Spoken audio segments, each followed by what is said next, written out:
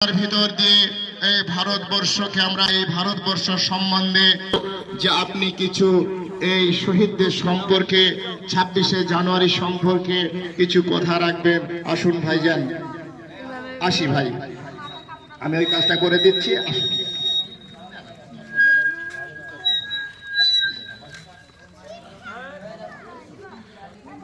আসসালামু আলাইকুম ওয়া রাহমাতুল্লাহি ওয়া বারাকাতুহু।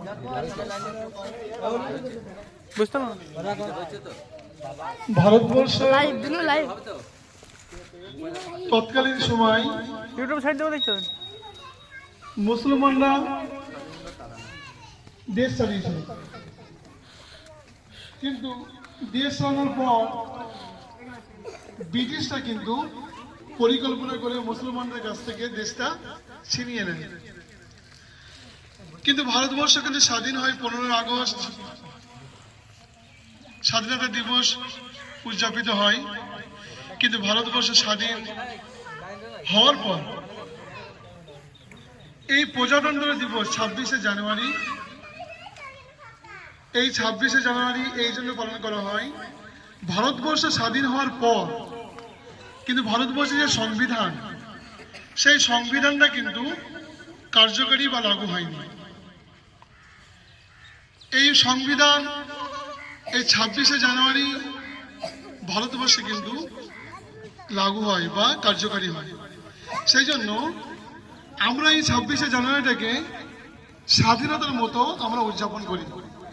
ভারতবর্ষে যখন স্বাধীন হয়, মুসলমানরা, আলেম ওলামারা সকলে কিন্তু রক্ত দিয়েছিলেন। কিন্তু আমাদের সকলে জানা দরকার যে ভারতবর্ষের পরবর্তীতে কি হতে পারে বা কি হবে, তার উপরে বেশ করে আমরা কিন্তু এই কাজটা করি। এবং আমাদেরকে জেনে রাখতে হবে যে পরবর্তী কোনো কিছু হলে এগুলো জানার বিষয় আছে। সেই জন্য আমরা লেখার কাছেও কিন্তু আমাদের মুসলমানদের কিন্তু পুরোপুরি কিন্তু স্বাধীনতা ছিল, কার্যকরী ছিল। সেই জন্য আমি বক্তা বিদায় কিছু করবো না। আমাদের প্রধান শিক্ষক তিনি কিছু কথা বলবেন, আমরা সকলে গুরুত্ব দিয়ে শুনবো।